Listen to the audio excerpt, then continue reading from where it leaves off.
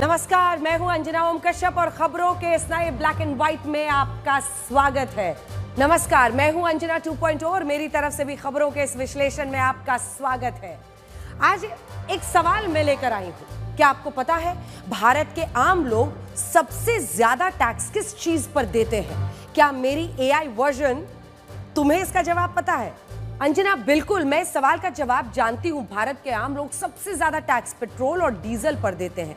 लेकिन अंजना, आज मेरा भी आपसे एक सवाल है। क्या आपको पता है सरकार पेट्रोल डीजल पर इतना ज्यादा टैक्स क्यों लेती है?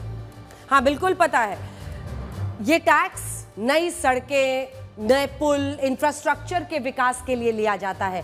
टैक्स सरकार की आमदनी होती है और इसी आमदनी से देश को चलाया जाता है। तो इसका मतलब यह हुआ कि इस हिसाब से भारत में सड़कें और उनकी गुणवत्ता शानदार होनी चाहिए। लेकिन क्या हकीकत में भी ऐसा ही है? रोड क्वालिटी इंडेक्स में आज भी हमारा देश दुनिया में 51वें स्थान पर है, जिसके कारण हर साल कई सड़क दुर्घटनाएं होती हैं और इन दुर्घटनाओं में हजारों लोग मारे जाते हैं। सोचिए, क्या इससे पहले आपको ये बात पता थी? आज जब अंतर्राष्ट्रीय बाजार में 1 लीटर कच्चा तेल पेप्सी और कोका कोला की 1 लीटर की बोतल से भी सस्ता है, तब भारत में यही 1 लीटर पेट्रोल लगभग 100 रुपए में मिल रहा है।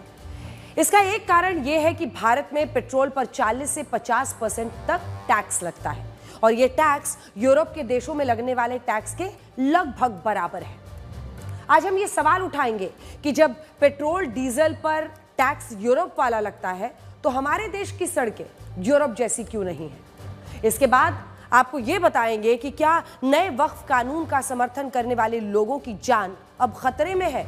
भारत के अलग अलग शहरों में ऐसे लोगों के साथ मारपीट हुई, उनके साथ हिंसा हुई जो वक्फ बिल को सही मानते हैं। इनमें एक घटना उत्तर प्रदेश के कानपुर में हुई, जहां एक कैब ड्राइवर ने अपने पैसेंजर के साथ इसलिए मारपीट की क्योंकि वो कैब में फोन पर किसी से ये कह रहा था कि सरकार ने वक्फ कानून को लाकर अच्छा काम किया है। आज बड़ा सवाल यह है कि हमारे देश का जो वर्ग अभिव्यक्ति की आजादी को खतरे में बताता है, क्या वो वर्ग वक्फ कानून का समर्थन करने वाले इन लोगों की अभिव्यक्ति की बात करेगा जिनके साथ अब हिंसा हो रही है? लेकिन अंजना, आज मेरे पिटारे में भी एक खबर है। एक नए सर्वे के मुताबिक भारत के सबसे ज्यादा मेहनती लोग देश की राजधानी दिल्ली में रहते हैं। देश के लोग हर दिन औसतन लगभग 7 घंटे 20 मिनट काम करते हैं, जबकि दिल्ली के लोग हर दिन 9 घंटे 23 मिनट काम करते हैं।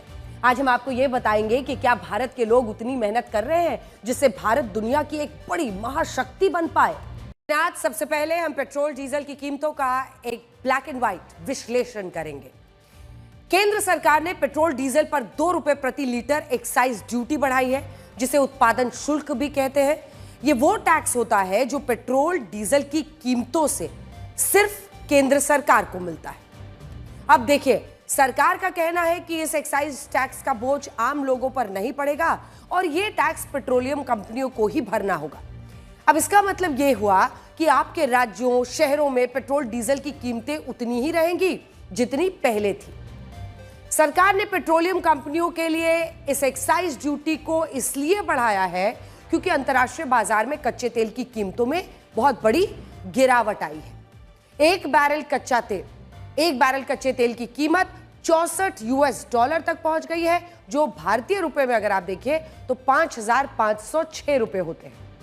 एक बैरल में 159 लीटर कच्चा तेल होता है और इस हिसाब से अगर अंतर्राष्ट्रीय बाजार में 1 लीटर कच्चे तेल की कीमत मात्र 34 रुपए 63 पैसे है। और सोचिए आप कितना देते हैं। ये कीमतें पेप्सी और कोका कोला की 1 लीटर की जो बोतल है उससे भी सस्ती है। और इसीलिए आज बड़ा सवाल यह है कि जब कच्चा तेल इतना सस्ता हो चुका है तो देश के आम लोगों को इसमें राहत क्यों नहीं मिल रही। आज हमारा देश भारत जिन अमेरिका, श्रीलंका, बांग्लादेश, मलेशिया जैसे देशों को पेट्रोल और डीजल निर्यात करता है, उन देश में तेल सस्ता है और भारत में यही तेल सबसे महंगा है। सबसे बड़ी बात यह है कि वर्ष 2008 में जब 1 लीटर कच्चा तेल 39 रुपए 11 पैसे का था, तब देश में 1 लीटर पेट्रोल की कीमत लगभग 50 रुपए थी, हाफ सेंचुरी। लेकिन आज जब 1 लीटर कच्चा तेल पहले से कम 34 रुपए 63 पैसे का है, तब पेट्रोल की कीमतें 90 रुपए से लेकर सेंचुरी पार 109 रुपए के बीच है। सवाल यह है कि जब कच्चा तेल सस्ता हुआ तो पेट्रोल डीजल की कीमतें दोगुनी कैसे हो गई? इसके दो बड़े कारण हैं। पहला है टैक्स और दूसरा है हमारे देश की राजनीति। भारत पूरी दुनिया में पेट्रोल और डीजल पर सबसे ज्यादा टैक्स लगाने वाले देशों में से एक है और इस बात को आप दिल्ली के उदाहरण से समझ सकते हैं। देखिए, दिल्ली जहां पेट्रोलियम कंपनियां कच्चे तेल को रिफाइन करके जो पेट्रोल बेचती है, उस 1 लीटर पेट्रोल का बेस प्राइस देखिए क्या है, 52 रुपए 84 पैसे। जबकि इस पेट्रोल को आपके शहर में पहुंचाने का खर्च कितना है? सिर्फ 24 पैसे। अब आ जाइए आप आगे। दिल्ली में 1 लीटर पेट्रोल की कीमत 53 रुपए 8 पैसे होती है, लेकिन आपको देना कितना पड़ता है? आम लोगों को यही पेट्रोल 94 रुपए 77 पैसे में मिलता है। इसका मतलब यह हुआ कि जब आप अपनी गाड़ी में 1 लीटर पेट्रोल भरवाते हैं तो उस पर 40% तो आपको सिर्फ टैक्स देना होता है, 40%। इसमें एक्साइज ड्यूटी के रूप में आप देते हैं 23%। केंद्र सरकार को यह पैसा मिलता है। 17% टैक्स राज्य सरकार को मिलता है। तो ये 23% आप सरकार को दे रहे हैं, केंद्र सरकार को, और 17% आप दे रहे हैं राज्य सरकार को। यानी कुल मिलाकर दिल्ली में पेट्रोल की कीमत में आपको 40% टैक्स में एक एक करके हमने पूरा हिसाब किताब बताया। हर राज्य सरकार पेट्रोल और डीजल पर अलग अलग वैट लगाती है और सोचने वाली बात यह है कि जिन पार्टियों के नेता दिन भर इस मुद्दे पर राजनीति करते हैं, वही पार्टियां अपने अपने राज्यों में वैट को आम लोगों के लिए 1 पैसा भी कम नहीं करती हैं। वो अपने वैट की कमाई को छोड़ना नहीं चाहती हैं। उदाहरण के लिए कांग्रेस बार बार ये मुद्दा उठाती है कि प्रधानमंत्री नरेंद्र मोदी पेट्रोल और डीजल के टैक्स को कम क्यों नहीं करते, लेकिन सच्चाई ये है कि कांग्रेस की सरकारें अपने राज्यों में खुद पेट्रोल और डीजल पर भारी टैक्स लगाती हैं। तेलंगाना, जहां पर 1 लीटर पेट्रोल पर 35.2%, कर्नाटक यहां पर 30%, और हिमाचल प्रदेश, एक और कांग्रेस शासित राज्य, हिमाचल प्रदेश की कांग्रेस सरकार 1 लीटर पेट्रोल पर 17.5% टैक्स वसूलती है। तो ये आपने देख लिया तीनों ही राज्यों का हिसाब। जिन राज्यों में बीजेपी की सरकारें हैं वहां भी ये टैक्स लगभग इतना ही है, जिससे आपको ये समझ आएगा कि हमारे देश में राजनीति हमेशा गुमराह करने के लिए होती है। सबसे बड़ी बात यह है कि हमारे देश में पेट्रोल और डीजल पर टैक्स तो यूरोप वाला लगता है, लेकिन लोगों को सड़कें यूरोप वाली नहीं मिलती है। पिछले साल दुनिया के 165 देशों का एक रोड क्वालिटी इंडेक्स आया था, जिसमें भारत 51वें स्थान पर था और भारत में सड़कों की गुणवत्ता खराब मानी गई थी। तो देखिए, टैक्स हम यूरोप वाला देते हैं, लेकिन सड़कें हमें किस हाल में मिलती हैं। हमारे देश में पेट्रोल डीजल की कीमतों पर राजनीतिक हंगामा होता है, लेकिन आम जनता कभी इसके खिलाफ सड़कों पर उतरकर कोई आंदोलन नहीं करती है। इसका एक कारण यह है कि हमारे देश के लोगों को पता ही नहीं है कि वो पेट्रोल डीजल पर कितना टैक्स दे रहे हैं, उनसे टैक्स लिया ही क्यों जा रहा है। इसके पीछे एक बड़ा कारण है ऑयल बॉन्ड्स। वर्ष 2014 से पहले पेट्रोल और डीजल का बेस प्राइस पेट्रोलियम कंपनियां तय नहीं करती थी। उस समय यह कीमत सरकार तय करती थी और इस पर पेट्रोलियम कंपनियों को सब्सिडी भी दी जाती थी। उदाहरण के लिए, अगर 1 लीटर कच्चा तेल 39 रुपए 39 रुपीज का है, उसमें आप उसको आयात करते हैं, तो उस पर सरकार की तरफ से एक निश्चित सब्सिडी पेट्रोलियम कंपनियों को दी जाती थी। और ऐसा इसलिए होता था ताकि ये कंपनियां जब कच्चे तेल को रिफाइन करके उससे पेट्रोल और डीजल बनाए तो उनका बेस प्राइस ज्यादा ना हो और पेट्रोल और डीजल के दाम देश में ज्यादा ना बढ़े। ये सब्सिडी ऑयल बॉन्ड्स यानी कर्ज लेकर दी जाती थी, जिसकी शुरुआत 1970 के दशक से हुई। इन ऑयल बॉन्ड्स के कारण सरकार पर पेट्रोल और डीजल की सब्सिडी का खर्च बढ़ता चला गया और सरकार तेल पर ज्यादा टैक्स लगाने के लिए मजबूर हो गई। जून 2010 में यूपीए की सरकार ने पेट्रोल पर दी जाने वाली सब्सिडी को खत्म किया था और मोदी सरकार ने वर्ष 2014 में डीजल पर दी जाने वाली सब्सिडी को खत्म किया था। और आज इस बात को 11 साल हो चुके हैं, लेकिन इन 11 सालों के बाद भी सरकार ऑयल बॉन्ड्स के कर्ज को पूरी तरह से अभी तक चुका नहीं पाई है। वर्ष 2022 में सरकार ने बताया था कि वर्ष 2025-26 में सरकार 36,913 करोड़ रुपए के ऑयल बॉन्ड्स का कर्ज उतारेगी और यह पैसा आपके पास से ही आएगा। हालांकि यहां यह बात भी समझनी होगी कि पेट्रोलियम उत्पादों से सरकार को हर साल लगभग 3.5 लाख करोड़ रुपए का टैक्स मिलता है और यह उसके कर्ज से 10 गुना ज्यादा है। हमारे देश की राजनीति में अक्सर यह बात दब जाती है कि अगर पेट्रोल डीजल पर टैक्स कम हो जाए और इनकी कीमतें 10 रुपए प्रति लीटर घट जाए तो देश में महंगाई 5% तक कम हो सकती है और आपकी जेब में ज्यादा पैसा बच सकता है। लेकिन इसकी तो कोई बात ही नहीं करता। हमारे देश का सबसे बड़ा दुर्भाग्य यह है कि वक्फ कानून पर एकता दिखाने वाले विपक्षी दल कभी भी पेट्रोल और डीजल को जीएसटी के दायरे में लाने के लिए एकता नहीं दिखाते और आज आपको इसी राजनीति को समझना है। You would have seen a notification from the Ministry of Finance saying that the excise rates are going up by 2 rupees on petrol and diesel. Let me clarify up front on the record. We've already issued a clarification from the ministry. This will not be passed on to the consumer. International market में petrol and diesel का दाम कम हो गया, but इधर petrol duty excise duty के लिए excise duty डाल दिया। सरकार ये बोले कि क्या रीजन है? देश की जो इकोनॉमी है वो भारत की सरकार से संभल नहीं रही है। लगातार ट्रेड डेफिसिट जो है वो बढ़ रहा है। पूरी की पूरी विदेश नीति चरमराई हुई है। अब ले दे के एक ही तरीका बचा हुआ है कि लोगों के ऊपर टैक्स जो है बढ़ाया जाए।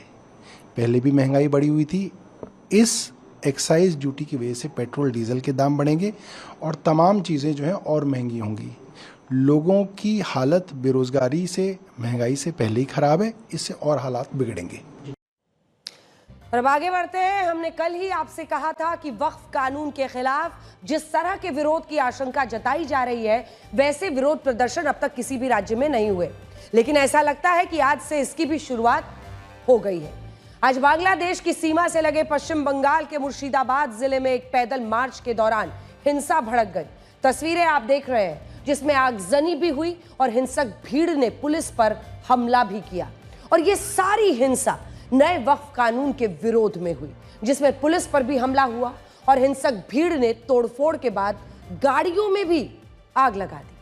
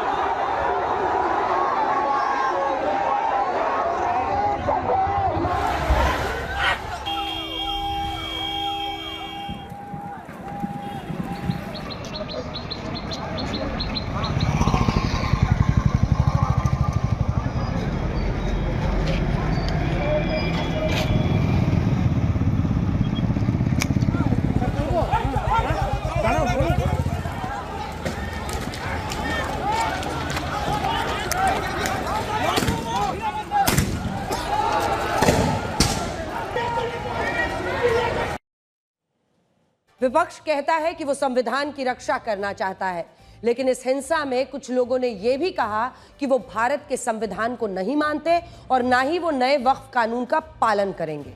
आज बड़ा सवाल यह है कि क्या विपक्ष के नेता इस विरोध प्रदर्शन में लगे नारों की निंदा करेंगे या वो इन्हें राजनीतिक वोट बैंक की मजबूरी में अनदेखी कर देंगे, नजरअंदाज कर देंगे। मुर्शिदाबाद पश्चिम बंगाल का वही जिला है जहां हिंदू अल्पसंख्यक हैं और इस जिले में मुसलमानों की आबादी 66.3% है और अल्पसंख्यक हिंदुओं की आबादी 33.2% है।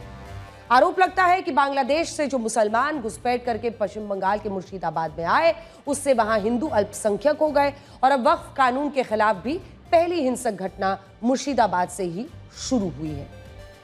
उत्तर प्रदेश के बाद पश्चिम बंगाल में वक्फ की सबसे ज्यादा 80,480 संपत्तियां हैं और यही कारण है कि पश्चिम बंगाल में वक्फ के मुद्दे पर आने वाले दिनों में सबसे ज्यादा विरोध देखा जा सकता है और मुर्शिदाबाद से इसकी शुरुआत भी हो गई है।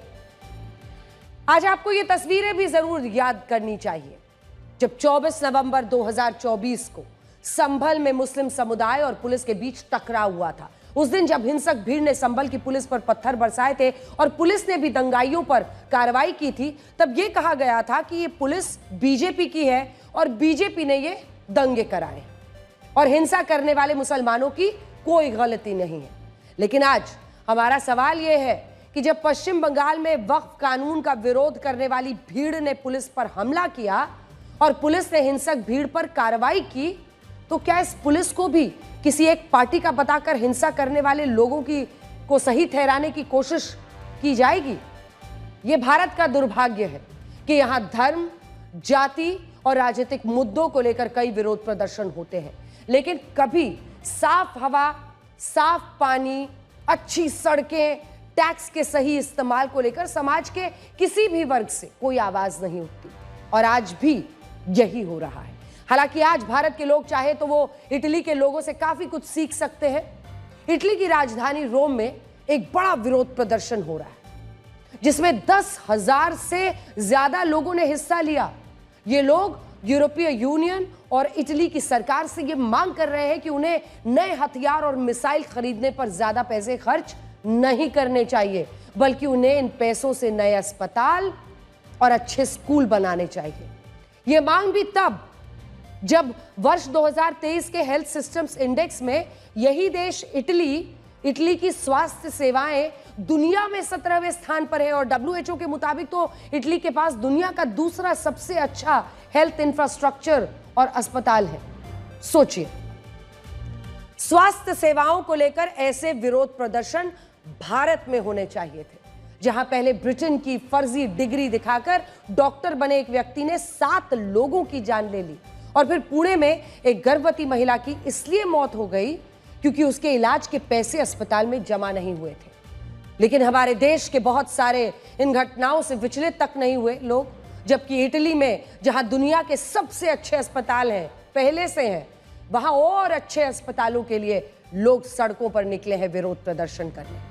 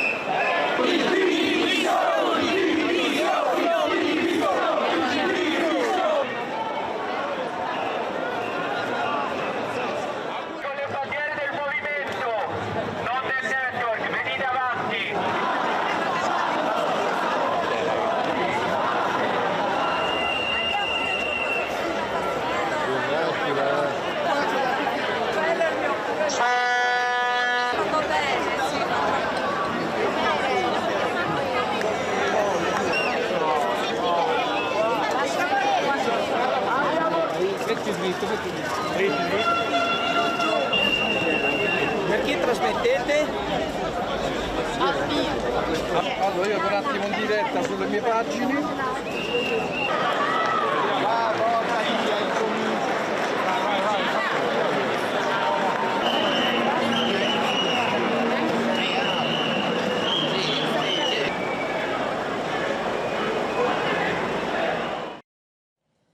आज आप खुद तय कीजिए कि आपके लिए कौन से मुद्दे जरूरी हैं और क्या भारत के लोग इटली के लोगों से सीख लेंगे। वक्फ कानून के खिलाफ हुए इस हिंसक विरोध प्रदर्शन के बीच एक बड़ा सवाल यह भी है कि क्या अब नए वक्फ कानून का समर्थन करने वाले लोग भी सुरक्षित नहीं है। जब नया वक्फ कानून संसद में बहस के लिए पेश हुआ था तब विपक्ष ने कहा था कि इस कानून से भारत के आम मुसलमानों की जमीनें छीन ली जाएंगी। लेकिन आज हम आपसे ये कहना चाहते हैं कि अगर आपने इस कानून का समर्थन किया तो आपकी जान छीनी जा सकती है, आप खतरे में आ सकते हैं। कैसे, हम आपको दिखाते हैं। भारत के अलग अलग राज्यों और शहरों में कुछ ऐसी घटनाएं हुई हैं जिनमें नए वक्फ कानून का समर्थन करने वाले लोगों के साथ मारपीट हुई है। उनमें एक घटना उत्तर प्रदेश के संभल में हुई, दूसरी घटना उत्तर प्रदेश के कानपुर में और तीसरी घटना मणिपुर में। और इनमें भी मणिपुर की घटना में कुछ लोगों ने बीजेपी अल्पसंख्यक मोर्चा के प्रदेश अध्यक्ष के घर में आग लगा दी क्योंकि उन्होंने वक्फ कानून का समर्थन किया था और इसे वक्फ की संपत्तियों में पारदर्शिता के लिए जरूरी बताया था। आप इन घटनाओं पर यह रिपोर्ट देखिए और यह भी सोचिए, क्या जो लोग वक्फ कानून का समर्थन कर रहे हैं उनके पास अभिव्यक्ति की आजादी का अधिकार नहीं है? Subject to correction is 128. The bill is passed.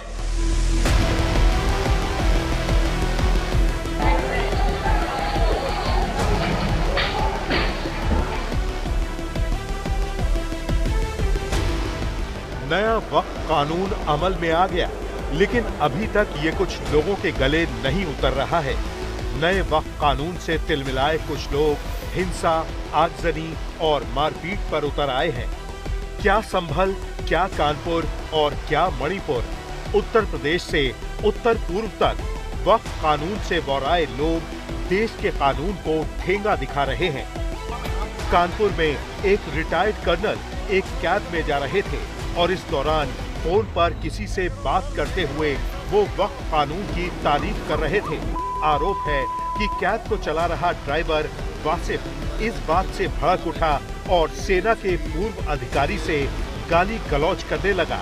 उसने मैसेज कर अपने साथियों को बुला लिया और रास्ते में गाड़ी रोककर रिटायर्ड कर्नल के साथ बुरी तरह मारपीट की। शिकायत के बाद पुलिस ने मारपीट करने वाले 2 आरोपियों को हिरासत में ले लिया है। ये भी कहा जा रहा है कि घटना के वक्त रिटायर्ड कर्नल नशे में थे। एक और घटना संभल की है जो हाल के दिनों में लगातार चर्चाओं में है। यहाँ वक्फ कानून का समर्थन करने पर एक मुस्लिम बुजुर्ग की पिटाई कर दी गई। ये बुजुर्ग मस्जिद से नमाज पढ़कर लौट रहे थे। इस दौरान कुछ लोग नए वक्फ बिल का विरोध कर रहे थे। जब इन्होंने बिल को सही बताया तो इनकी पिटाई कर दी गई। शिकायत पर पुलिस ने 3 लोगों को गिरफ्तार कर लिया है। पीड़ित बुजुर्ग बीजेपी के एक नेता के रिश्तेदार हैं। बोले कि वक्फ बोर्ड का जो है, ये वक्फ बोर्ड का गलत फैसला आया है। मैंने कह दिया वक्फ बोर्ड का सही फैसला आया है, वक्फ बोर्ड का गलत फैसला नहीं आया है। बोर्ड का समर्थन कर रहे हैं हम तो। आपके कुछ रिश्तेदार जो है उसमें बोर्ड में पहले चेयरमैन वगैरह? हाँ जी, साला रहा है हमारा माइनॉरिटी चेयरमैन रहा है और आज भी वो बीजेपी में ही है, आरएसएस में ही है आज भी, और आज भी बीजेपी के लिए काम कर रहे हैं वो और काम करते रहेंगे। ये हमारी शुभकामना। इसी बात से वो लोग दुश्मनी, इसी बात से हमारी दुश्मनी हुई है। वक्फ कानून को लेकर एक और हिंसक घटना मणिपुर में हुई, जहां उग्र भीड़ ने बीजेपी नेता के घर में आग लगा दी। ये घर बीजेपी अल्पसंख्यक मोर्चा के अध्यक्ष अक्सर अली का था। आरोप है कि अक्सर अली ने सोशल मीडिया पर वक्फ बिल का समर्थन किया था, जिससे नाराज लोगों ने रविवार को उनका घर फूंक दिया। आग बुझाने पहुंचे फायर सर्विस के कर्मचारियों को भी भीड़ ने रोक दिया। मजबूर अक्सर अली ने वक्फ बिल का समर्थन करने के लिए माफी भी मांगी। आखिर संसद में बने कानून का विरोध करने वाले ये लोग कौन हैं? लोकतंत्र में अराजकता, हिंसा, आगजनी की कोई जगह नहीं होती। आखिर अब अभिव्यक्ति की आजादी की बात करने वाले कहां हैं? जो लोग इन घटनाओं पर हैरानी जता रहे हैं उन्हें ये बात भी पता होनी चाहिए कि इस देश में जम्मू कश्मीर से अनुच्छेद 370 को खत्म करने के लिए जो कानून आया, 3 तलाक के खिलाफ जो कानून आया या नागरिकता को लेकर जो सीएए कानून आया, उनका समर्थन करने वाले लोगों के साथ भी इस देश में मारपीट की घटनाएं हुई थी। और ऐसा नहीं है कि यह मानसिकता सिर्फ भारत के कुछ लोगों की है। अब आपको बांग्लादेश लेकर जरा चलते हैं, जहां गाजा के खिलाफ युद्ध में इजराइल का समर्थन करने वाले लोगों और कंपनियों के खिलाफ दंगे और आगजनी हो रही है। बांग्लादेश में हिंसक भीड़ ने कई ब्रांड्स के स्टोर्स में तोड़फोड़ कर दी है, जिनमें KFC है, पिज्जा हट है, प्यूमा है और बाटा कंपनी के स्टोर्स मौजूद हैं। KFC और पिज्जा हट की पेरेंट कंपनी ने इजराइल की एक कंपनी को खरीदा था, जिसकी वजह से बांग्लादेश के कट्टरपंथी ये कह रहे हैं कि इन कंपनियों का बहिष्कार होगा और इनके स्टोर्स को नष्ट कर दिया जाएगा। प्यूमा के स्टोर्स में इसलिए तोड़फोड़ हो रही है क्योंकि यह कंपनी इजराइल फुटबॉल एसोसिएशन की ऑफिशियल स्पॉन्सर थी। अब बताइए। और बाटा के स्टोर्स में इसलिए तोड़फोड़ हो रही है क्योंकि बांग्लादेश में यह अफवाह फैलाई गई कि यह कंपनी भी इजराइल के साथ बिजनेस करती है। इससे आप ये समझ सकते हैं कि भारत में जो लोग वक्फ कानून का समर्थन करने वालों के साथ हिंसा कर रहे हैं या जो लोग बांग्लादेश में इजराइल का समर्थन करने के खिलाफ दंगे कर रहे हैं, उनकी मानसिकता में कोई अंतर नहीं। और सबसे बड़ी बात यह कि जब से बांग्लादेश में तख्ता पलट हुआ है, तब से वहां कट्टरवाद काफी बढ़ गया है।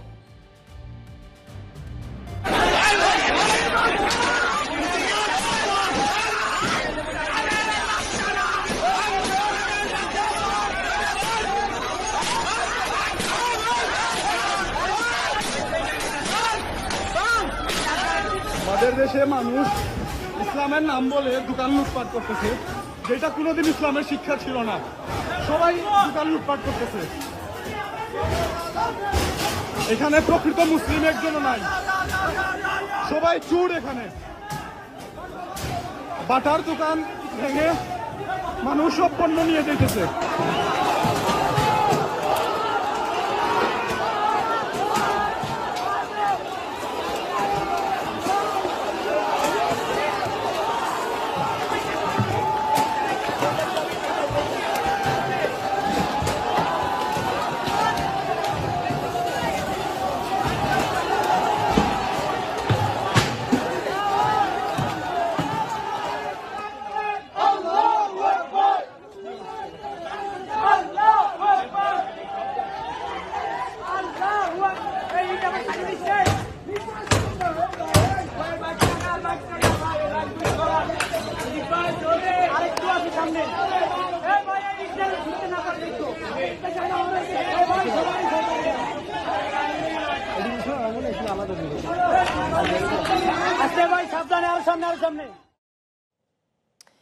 आज बांग्लादेश पूरी दुनिया के लिए केस स्टडी है, जिससे भारत भी ये सीख सकता है कि जब किसी देश में धार्मिक कट्टरवाद बढ़ता है तो ये धार्मिक कट्टरवाद सबसे पहले समाज की शांति और अर्थव्यवस्था की मजबूती को ही नुकसान पहुंचाता है। कुछ समय पहले तक जिस बांग्लादेश की विकास दर भारत से भी ज्यादा थी, अब उसी बांग्लादेश में बेरोजगारी भी बढ़ रही है और IMF का अनुमान है कि बांग्लादेश का GDP ग्रोथ रेट सिकुड़कर 3.8% पर आ सकता है। वापस से उत्तर प्रदेश के संभल लेकर चलते हैं, जहां 24 नवंबर को हुई हिंसा की जांच कर रही SIT ने आज समाजवादी पार्टी के सांसद जियाउर रहमान बर्क से पूछताछ की है। 24 नवंबर 2024 को संभल की जामा मस्जिद में ASI को सर्वे करना था और इसके विरोध में बड़े पैमाने पर वहां पर हिंसा हुई थी, पत्थरबाजी हुई थी, जिसमें पुलिस कर्मियों पर पथराव हुआ था और गोलियां भी चलाई गई थी। जियाउर रहमान बर्क पर इस हिंसा से एक दिन पहले भड़काऊ भाषण देने का आरोप है और ऐसा आरोप है कि सर्वे से एक दिन पहले उन्होंने स्थानीय मुसलमानों को धर्म के नाम पर मस्जिद का सर्वे रोकने के लिए उकसाया था। इसी मामले में आज SIT ने करीब 3 घंटे तक उनसे पूछताछ की और उनके लिए 100 सवालों की एक पूरी लिस्ट तैयार की गई थी। उनसे पूछा गया कि वो हिंसा वाले दिन कहां थे, क्या उन्होंने हिंसा में शामिल किसी आरोपी से बात की थी, क्या उनकी बातचीत जामा मस्जिद कमेटी के अध्यक्ष जफर अली से हुई थी, हिंसा के बाद वो कई दिनों तक संभल क्यों नहीं आए और वो उस समय सामान्य फोन कॉल की जगह WhatsApp कॉल का इस्तेमाल क्यों कर रहे थे। सूत्रों के मुताबिक ये वो सवाल थे जिनके जवाब देने में जियाउर रहमान बर्क कई बार अटके, हंसे और कुछ सवाल तो ऐसे थे जिनके उन्होंने गलत जवाब दिए हैं। जैसे जियाउर रहमान बर्क से पूछा गया था कि हिंसा से एक दिन पहले क्या उनकी बातचीत जामा मस्जिद कमेटी के अध्यक्ष जफर अली से हुई थी और क्या उन्हें सर्वे की बात पता थी। उन्होंने इस सवाल का गलत जवाब दिया और यह कहा कि उन्हें सर्वे की जानकारी नहीं थी, जबकि एसआईटी को अपनी जांच में पता चला है कि हिंसा से एक दिन पहले जियाउर रहमान बर्क और जफर अली के बीच करीब 3 बार बातचीत हुई थी और जफर अली ने खुद एएसआई सर्वे होने की बात उन्हें बताई थी। जफर अली संभल हिंसा का मुख्य आरोपी है और उस पर संभल हिंसा की साजिश, पत्थरबाजी और फायरिंग में शामिल होने का आरोप है। सूत्रों के मुताबिक जफर अली ने ही एसआईटी को बताया था कि हिंसा से एक दिन पहले जियाउर रहमान बर्क ने भड़काऊ भाषण दिया था, इसीलिए एसआईटी ने जियाउर रहमान बर्क को पूछताछ के लिए आज बुलाया था। संभल से समाजवादी पार्टी के सांसद जियाउर रहमान बर्क जी हमारे साथ मौजूद हैं, जो कि अभी एसआईटी की जो पूछताछ में शामिल हुए और उन्होंने तमाम सवालों के जवाब दिए। सांसद जी, आप गए थे, तमाम सवालों के जवाब दिए, क्या कुछ हुआ वहाँ पर? देखिए, जो हुआ वो जांच की प्रक्रिया का एक हिस्सा है। वो तो मैं नहीं बताऊंगा कि कौन क्या क्वेश्चन किया और क्या जवाब दिया, लेकिन जाहिर सी बात है जो नोटिस दिया गया था उसके तहत मैंने पहले ही कहा था कि मैं भारत का नागरिक होने के साथ सांसद भी हूं और मैं संविधान और न्यायपालिका पर विश्वास रखता हूं। ज़रूर मैं सहयोग करूंगा और जिस नोटिस के तहत बुलाया था मैं गया, जो सवाल मुझसे किए गए थे उसका जवाब मैंने माकूल अपनी तरफ से जो था सही दिया। क्या आगे भी अगर जो जरूरत पड़ेगी तो दोबारा? अब ये उनके ऊपर डिपेंड करता है, बट मैं ऐसी उम्मीद करता हूँ कि लगभग सारे क्वेश्चन जानकारी कर चुकी, शायद अब ऐसी नौबत नहीं आनी चाहिए कि दोबारा से के क्वेश्चन का वो करे। अब बाकी डिपेंड करता नहीं पड़ेगा। तो ये सांसद जियाउर रहमान बर्क हैं, जिनका कहना है कि फिलहाल अभी तक जो सवाल पूछे गए उनके सारे जवाब उन्होंने जो है दिए गए हैं। अभिनव माथुर, संभल, आज तक। अभी सांसद जियाउर रहमान बर्क आए 24 नवंबर की हिंसा के मामले में आपने जो पूछताछ की, क्या कुछ जो इधर पूछा गया, क्या अभी तक जो है सहयोग कितना हो? देखिए, जैसा कि आपको मालूम है कि आज पूछताछ की जानी थी, मतलब उनका बयान दर्ज करना था, उसी क्रम में आज उनको बुलाया गया था और आज उनका बयान दर्ज किया गया है और जो भी इन्वेस्टिगेशन के बिंदु हैं उन बिंदुओं पर उनसे पूछताछ की गई है। तो क्या सर, अभी जिस तरीके से आज 3 घंटे तक जो था तकरीबन पूछताछ चली, क्या आगे भी जो है उनको जो था पूछताछ के लिए बुलाया जाएगा 24 नवंबर की हिंसा के? देखिए, जैसा कि अभी इन्वेस्टिगेशन जारी है, यदि कोई ऐसा बिंदु आता है इन्वेस्टिगेशन में जिसका हमें उसको क्लियर करना जरूरी है या उस पर पूछताछ करना जरूरी, तो हम पुनः पूछताछ कर सकते हैं। जामा मस्जिद कमेटी के सदर जफर अली की जब गिरफ्तारी हुई, उन्होंने जो कुछ चीज़ें जो है बताई पुलिस को। जब एसआईटी ने जो पूछताछ की उसमें पता लगा कि सांसद की तरफ से उनको कॉल की गई, हिंसा से पहले भी, हिंसा के बाद भी और हिंसा के समय भी। तो क्या उन सारी चीज़ों को स्वीकार किया गया है? ऐसा कुछ अभी तक जानकारी मिली? देखिए, ये सारी चीज़ें पार्ट ऑफ इन्वेस्टिगेशन हैं और ये केस डायरी का पार्ट हैं और मैं समझता हूँ कि वो जब तक कंक्लूज़न हो तो उन चीज़ों को बोलना वो ठीक नहीं है, क्योंकि जो चीज़ें इन्वेस्टिगेशन का पार्ट हैं, जब हम कंक्लूड करेंगे अपनी इन्वेस्टिगेशन को तो वो सारी चीज़ें हम इकट्ठा करके माननीय न्यायालय के समक्ष पेश करेंगे। खबर अब हम आपको ये बताएंगे कि टीएमसी के घर का झगड़ा बाहर कैसे आया और इस झगड़े की असली इनसाइड स्टोरी क्या है। आज दिन भर टीएमसी के 3 सांसदों की चर्चा होती रही और ये 3 सांसद हैं कल्याण बनर्जी, कीर्ति आजाद और महुआ मोइत्रा। इस चर्चा की वजह थे व्हाट्सएप चैट्स के वो स्क्रीनशॉट्स और वीडियोस जिन्हें बीजेपी नेता अमित मालवीय ने सोशल मीडिया पर शेयर किया। इस व्हाट्सएप चैट्स में कल्याण बनर्जी और कीर्ति आजाद के बीच किसी इंटरनेशनल ग्रेट लेडी को लेकर विवाद हुआ, जिसकी असली पहचान टीएमसी नेताओं के अलावा बहुत कम लोग जानते होंगे। सोशल मीडिया पर लोग इस लड़ाई का मजा ले रहे थे, लेकिन उन्हें यह स्पष्ट नहीं रहे कि इस लड़ाई का कारण क्या है और लड़ाई किसको लेकर हो रही है।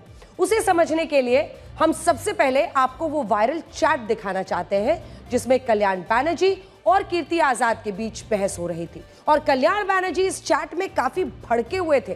कीर्ति आजाद उन्हें शांत करने की कोशिश कर रहे थे। इस व्हाट्सएप ग्रुप में कल्याण बनर्जी ने किसी व्यक्ति पर व्यंग करते हुए लिखा कि मैं कोलकाता पहुंच गया हूं और बीएसएफ और दिल्ली पुलिस को मुझे गिरफ्तार करने के लिए भेज दो। इस चैट में कल्याण बनर्जी ने किसी इंटरनेशनल ग्रेट लेडी का जिक्र किया और उसकी मदद करने वालों पर भी व्यंग किया। कीर्ति आजाद ने कल्याण बनर्जी को शांत करने की कोशिश की और उनसे कहा कि ममता बनर्जी ने उन्हें सभी सांसदों को साथ लेकर चलने की जिम्मेदारी दी है।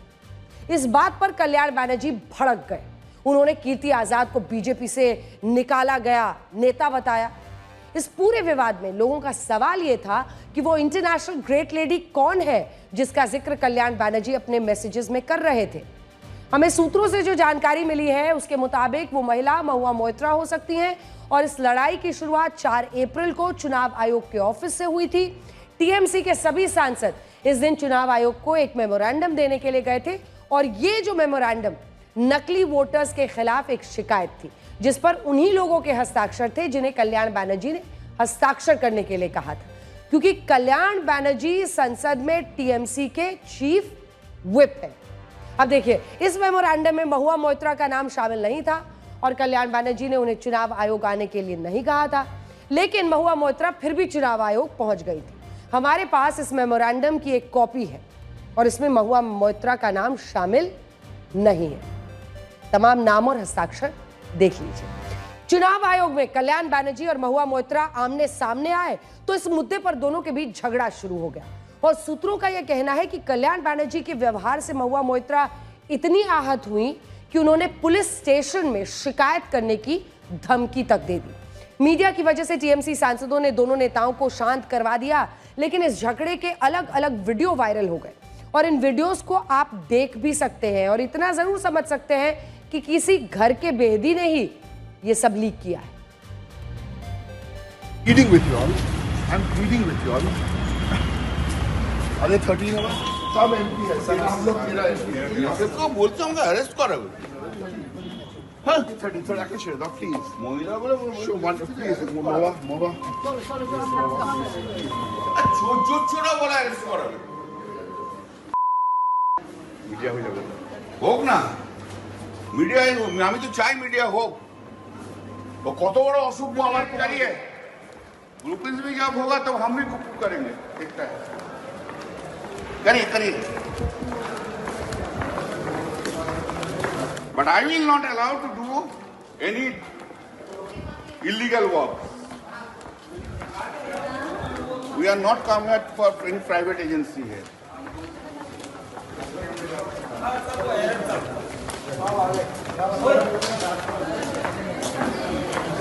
चला अरे क्या तुम नहीं हम तो नहीं है तुम क्या समझ रहे हो मुझको तुम क्या समझ रहे हो मुझको हम कोटा में नहीं आया है भाई और उन लोग अलग पार्टी छोड़ के नहीं आया है प्रेम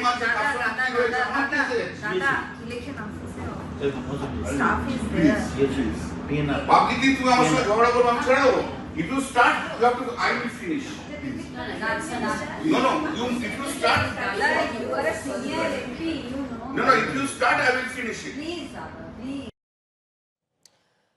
यहाँ हम ये स्पष्ट करना चाहते हैं कि आज तक ना तो इन वीडियोस की पुष्टि करता है और ना ही अभी ये स्पष्ट है कि महुआ मोइत्रा और कल्याण बैनर्जी के बीच कोई बहुत बड़ा झगड़ा हुआ था।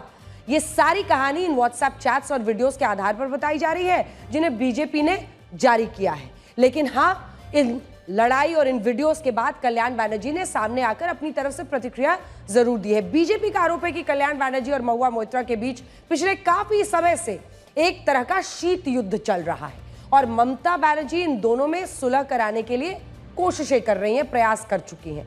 यह भी कहा जाता है कि पार्टी में महुआ मोइत्रा का दखल कल्याण बैनर्जी से ज्यादा है और इसी वजह से दोनों के बीच बनती नहीं है। पार्टी के अंदर अब 2 गुट बन गए हैं जिसमें एक कल्याण बैनर्जी के समर्थन में है, दूसरा उनके खिलाफ खड़ा है। Mahua was crying and she was going to several MPs, also other parties, to complain about Kalyan's behavior. At that time,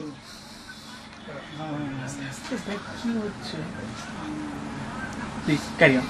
At that time, a number of our party MPs, both gentlemen and ladies, they were gathered and they were discussing that Kalyan's behavior could be not tolerated anymore and everybody should repeat to our Suprema Mamata Banerjee. Kalyan is known for his intemperate and uncivilized behavior. I feel strongly, I feel that Kalyan should be removed from his post of Chief Whip of the Parliamentary Party immediately. আমাকে একজন মহিলা MP বলছে আমার নাম নেই কেন, আমাকে দিয়ে সিগনেচার কালেক্ট করা হয়নি কেন?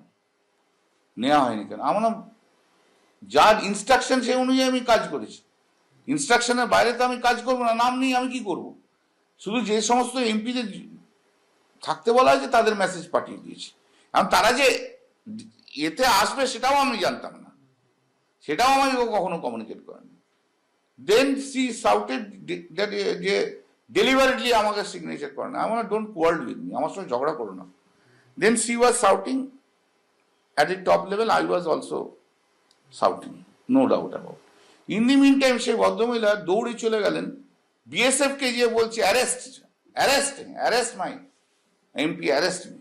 দিদি শুধু বলে দিক ভুল হয়েছে, দল পার্টি রাজনীতি ছেড়ে চলে যাব, আমার অত রাজনীতি নিয়ে অত কিছু নেই। কিন্তু ওই মহিলা, অসভ্য মহিলা এমপিকে আমি সহ্য করব না। 18 মিনিট বলতে দিতে হবে, 20 মিনিট বলতে দিতে হবে। What is this? I can take pressure of everyone, but I cannot take the pressure of that particular MP for saying যে আমাকে এত মিনিট অ্যালটমেন্ট করতে হবে। सूत्रों से एक खबर यह भी है कि कल्याण बैनर्जी और कीर्ति आजाद के बीच पश्चिम बंगाल की मिठाई सौंदेश को लेकर एक विवाद है। कीर्ति आजाद संसद की कैंटीन में सौंदेश और कॉफी की दुकान खोलना चाहते थे, लेकिन कल्याण बैनर्जी ने उन्हें ऐसा करने से मना कर दिया था। इसी के बाद से कीर्ति आजाद और कल्याण बैनर्जी के बीच कुछ ठीक नहीं चल रहा है मामला। आप सोचिए कि टीएमसी के सांसद सिग्नेचर और सौंदेश जैसे मुद्दों पर लड़ रहे हैं, जबकि उनका ध्यान बंगाल की जनता के मुद्दों पर होना चाहिए था। ये तृणमूल कांग्रेस के सांसद संसद भवन के मुख्य गेट पर महामहिम उपराष्ट्रपति की मिमिक्री करते हुए दिखाई पड़ते हैं।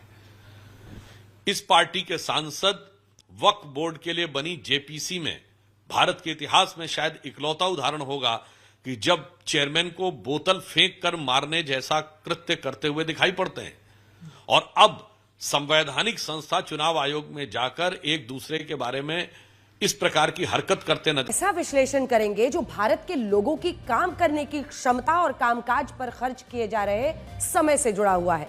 मैं 24 घंटे काम कर सकती हूं, लेकिन मुझे लगता है कि आप 1 घंटे के शो में लगातार विश्लेषण करने की वजह से थक जाती होंगी, और 24 घंटे काम करना आपके लिए संभव नहीं। लेकिन क्या आपने सोचा है कि देश में सबसे ज्यादा काम किस प्रदेश में लोग करते हैं? मुझे लगता है कि इस बारे में भारत सरकार के स्टैटिस्टिक्स एंड प्रोग्राम इंप्लीमेंटेशन मंत्रालय ने एक सर्वे कराया है, जिसमें पता चलता है कि हमारे देश के लोग अपने दिन के 24 घंटे यानी 1440 मिनट में से कितना समय कहां खर्च करते हैं।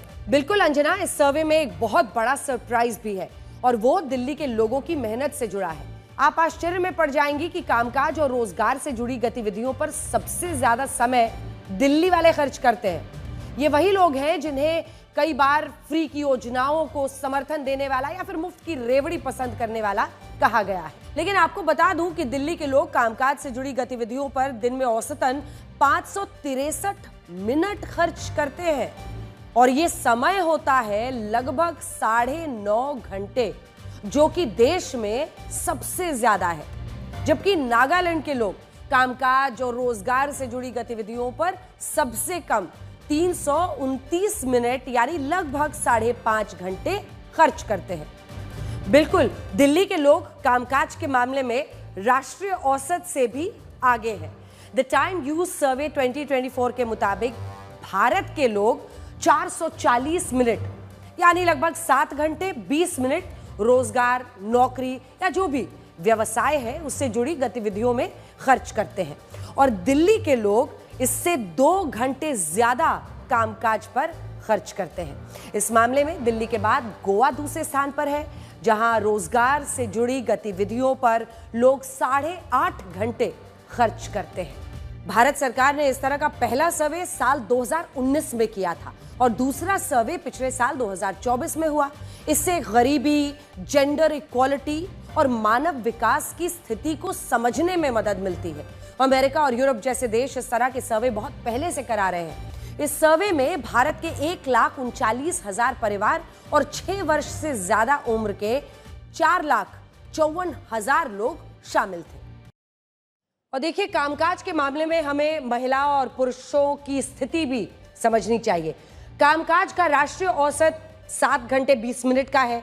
उसमें से पुरुष 7 घंटे 53 मिनट रोजगार से जुड़ी गतिविधियों पर खर्च करते हैं, जबकि महिलाएं 5 घंटे 41 मिनट रोजगार से जुड़े कामों पर खर्च करती हैं। यहां समझने वाली बात यह है कि रोजगार से जुड़े कामों में महिला और पुरुषों के औसत समय में कुछ ज्यादा अंतर नहीं है, यानी रोजगार पर महिलाएं भी अच्छा खासा समय खर्च कर रही हैं। लेकिन जब घरेलू कामकाज की बात आती है तब देखिए अंतर स्पष्ट हो जाता है। आज महिलाएं घर संभाल भी रही हैं, घर चला भी रही हैं। एक महिला जब बाहर से नौकरी करके आती है तो ऐसा नहीं है कि उसकी घरेलू जिम्मेदारी खत्म हो जाती है। भोजन बनाना, घर की साफ सफाई, परिवार के लिए खरीदारी, पालतू जानवरों की देखभाल, औसतन 279 मिनट यानी 5 घंटे 41 मिनट वो खर्च करती है। अगर इस मामले में पुरुषों की बात करें तो इन सब कामों पर वो कितना 1 घंटा 88 मिनट खर्च करता है। अलग अलग राज्यों में महिलाओं के कामकाज के घंटों में काफी अंतर है। गोवा भारत का वो राज्य है जहां महिलाएं रोजगार के कामों में सबसे ज्यादा समय खर्च करती हैं। गोवा में महिलाएं 8 घंटे 29 मिनट रोजगार से जुड़ी गतिविधियों पर खर्च करती हैं, जबकि दिल्ली की महिलाएं देखिए तो वो 6 घंटे 47 मिनट रोजगार से जुड़े कामों पर खर्च करती हैं।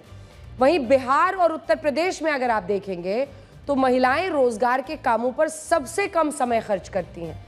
बिहार में महिलाएं मात्र 4 घंटे 16 मिनट रोजगार से जुड़े कामों पर खर्च करती हैं, जबकि उत्तर प्रदेश आइए यहां पर लगभग 4.5 घंटे यानी 4 घंटे 31 मिनट रोजगार से जुड़ी गतिविधियों पर खर्च करती हैं महिलाएं। अगर घरेलू कामों में पुरुषों की भागीदारी की बात करें तो सबसे ज्यादा दिल्ली में पुरुष घरेलू कामों में समय खर्च करते हैं। दिल्ली के पुरुष 1 घंटा 43 मिनट, अरुणाचल प्रदेश के पुरुष 1 घंटा 40 मिनट, गुजरात के पुरुष 1 घंटा 33 मिनट घरेलू कामों में खर्च करते हैं, जबकि देश के बाकी राज्यों का औसत इस मामले में बहुत कम है, काफी कम है। आज हमें से भी ये समझना चाहिए हमें कि नई चीज सीखने या कोई नई टेक्नोलॉजी या नई स्किल सीखने पर हमारे देश के लिए कितना समय लोग खर्च करते हैं। पिछले समय से तुलना करें तो सीखने की गतिविधियों पर भारत के लोगों का समय कम हुआ है। 2019 में भारत के लोग सीखने की गतिविधियों पर हर दिन औसतन लगभग 424 मिनट खर्च करते थे, जो 2019 में घटकर 414 मिनट रह गया।